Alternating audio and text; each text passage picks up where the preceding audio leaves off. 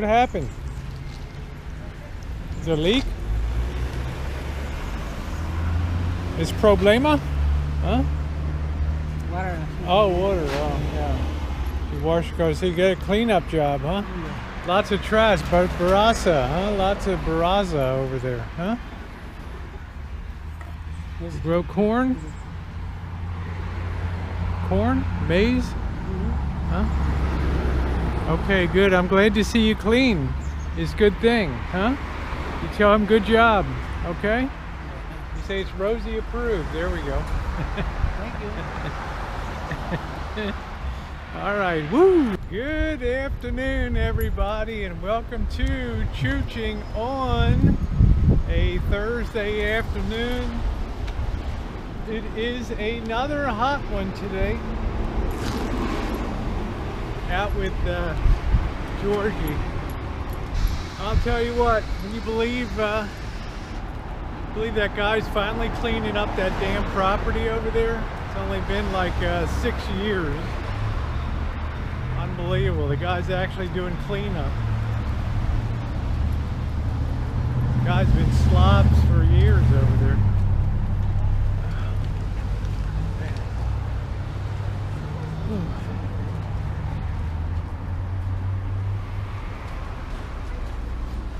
He likes the dog.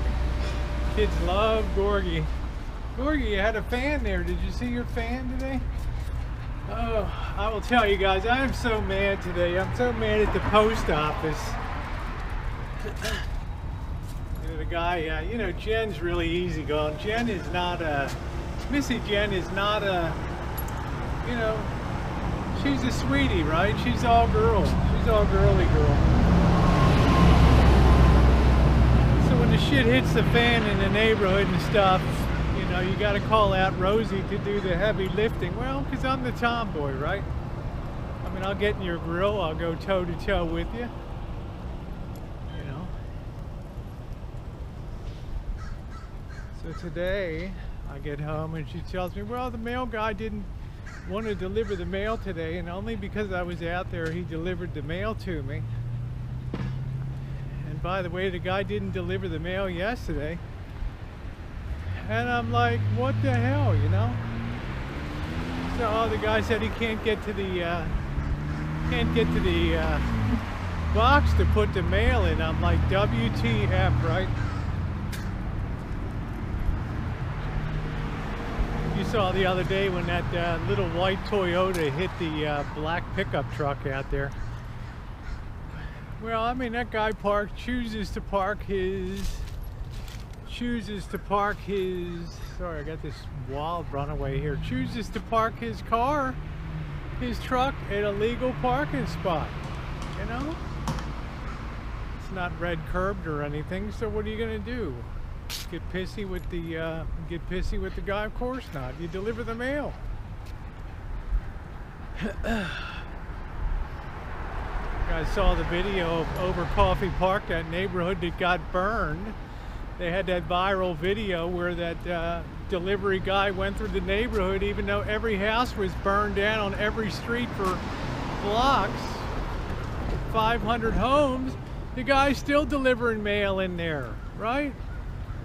Driving through a hazard zone with all kinds of hazardous shit, smoke coming up from the ground. And that's what delivering the mail's all about. First class service, neither snow nor sleet nor rain or dark of night shall keep us from appointed rounds. And I'm thinking about this guy, because he's got to pull over to the side and maybe get out, and it's not convenient for him to just pull up to the mailbox and fill it in and put the mail in. Well, you know, that doesn't fly with me. That just means you're lazy as hell. And of course, turnover so staggering in the post office. I mean, nobody wants to work these days.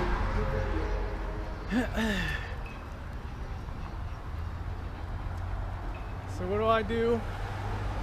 I call the local manager of the postal branch that delivers the mail, and I tell her what's going on. I said, this guy's just being lazy.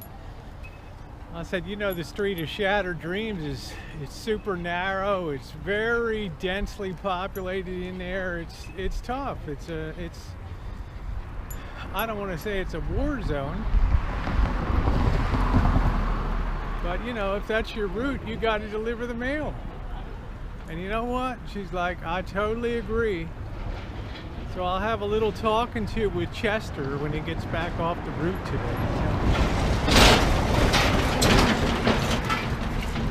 That's what I mean. You know, Missy Jen's all sweet and everything.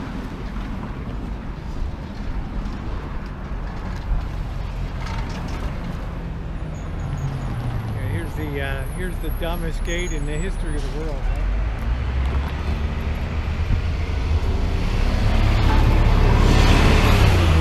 Right? Trust the train tracks anymore, guys. I just look around, you know, after being whacked by that car. Oh man,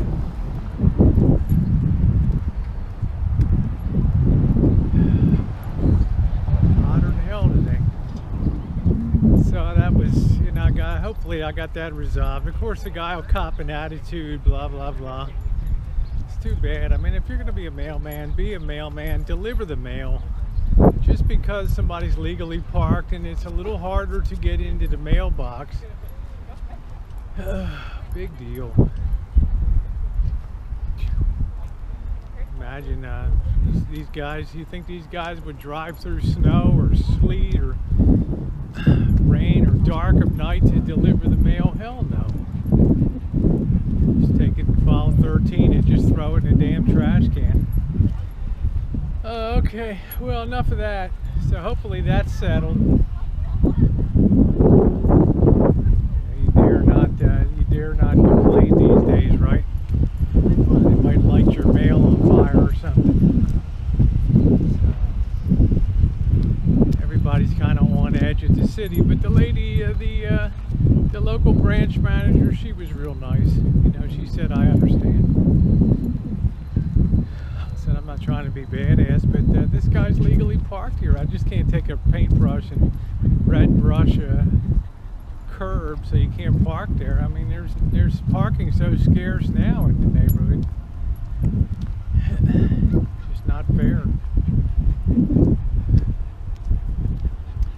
On the other note, with the city, it's going to be very interesting, as I said yesterday, guys, going through and watching cleanup take place and all the attempts at recovery and stuff like that. And today I actually went over, when I was leaving work, they finally opened up some more of the other side of town, up on the roads going up in the hills and stuff. Man, it's just unbelievable. There's still lines down, still like phone lines. I think all the power lines are PG&E's had like over 100 trucks. Our Pacific Gas and Electric Company has a huge staging area here with over 100 trucks. They got tents pitched down there.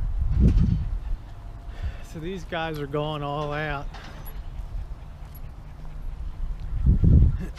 But wow, what a process. You know, if you opt out of the federal cleanup program, first you have to opt into it. You got to go downtown and you got to fill out some form. Yes, I'll be a part of the the federal FEMA/EPA cleanup program, which means I guess you lose your right to sue if you're rehabilitated on a toxic, you know, something radioactive or who knows. But only about 600 people have opted in out of 2,900 in the city. I can't even speak for the county. I don't know. You know, there was 6,000 structures lost in Napa and Sonoma County. So it's you know, it's big doings. Like I said, this could be well beyond the capability of this city to recover. That's such a huge hole on the other side there. But devastation was bad up in the hills, and you could just look up there and just see ranches, Cloverleaf Ranch, and all these just been wiped out.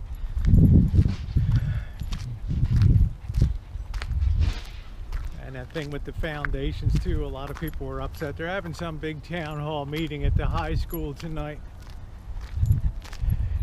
People were up in arms about having to have the foundations torn out and all that.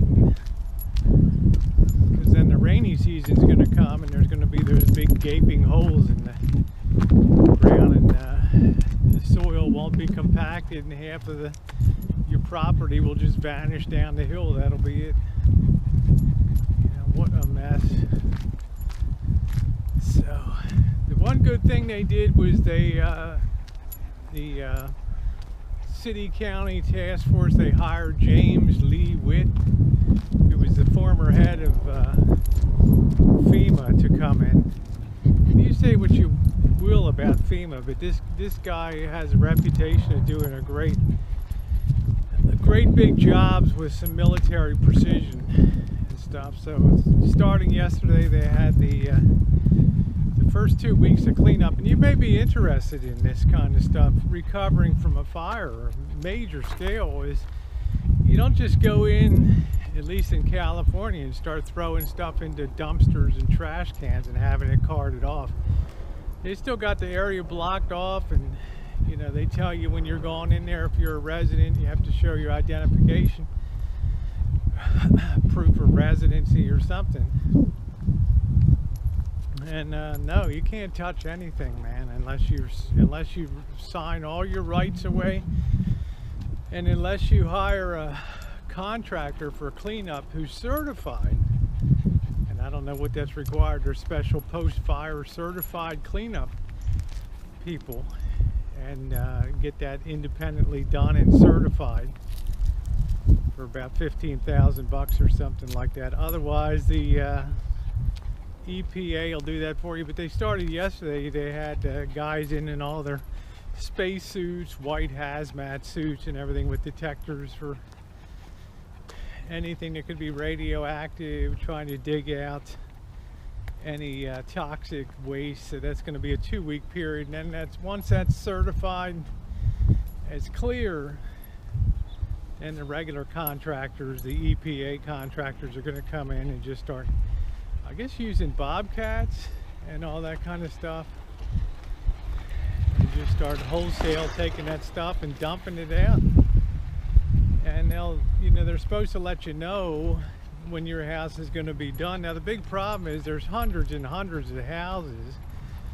Some people will opt in, some people will opt out, so you'll have this checkerboard of kind of a mess, So it's going to be interesting to see how it unfolds, and of course we'll be around to check it out, driving around.